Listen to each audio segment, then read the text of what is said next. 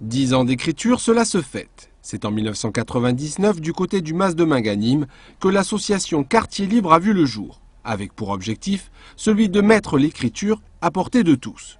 Et on était quand même effarés de voir des mères de famille, des pères de famille qui ne parlaient pas la langue que parlaient leurs enfants. C'est ce qui nous a mobilisés au départ. Donc on a très vite décidé d'agir au Mas de Meung, puisque c'était un endroit où il y avait particulièrement rien.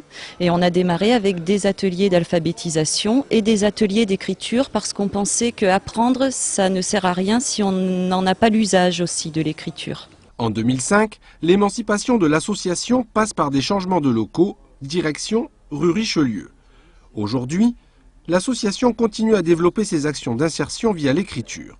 Au programme, boutique d'écriture, résidence de poètes, atelier d'écriture de rue et publication du journal du Mas à 2500 exemplaires.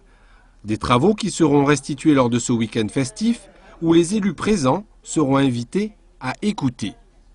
On aimerait pouvoir faire une discussion autour des enjeux de l'écriture avec des participants dans les ateliers et avec des élus ou des techniciens des institutions qui financent nos actions.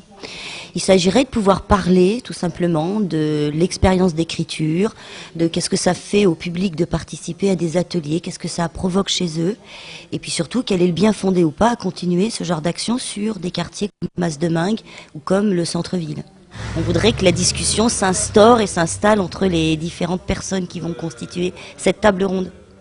C'est pas un peu utopique tout ça? Bien sûr que c'est utopique, mais si c'est pas utopique, ça serait pas Quartier Libre. Voilà résumé la philosophie de Quartier Libre qui a su créer les portes à enfoncer. Aujourd'hui, elle emploie 6 salariés, fait travailler 12 bénévoles et plus encore, dynamise via l'écriture le tissu associatif local en œuvrant avec d'autres associations et des groupes scolaires.